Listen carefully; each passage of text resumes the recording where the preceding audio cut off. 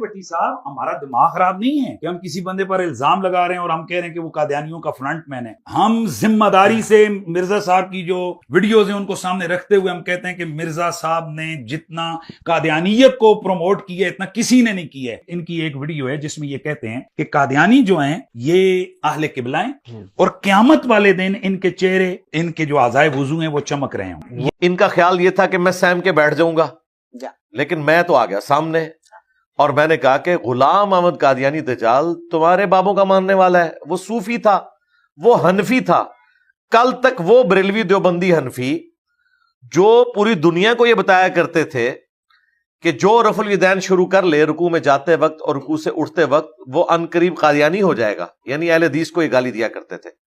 आज हमने बताया कि हनफी तो खुद कादियानियों का फिरका है।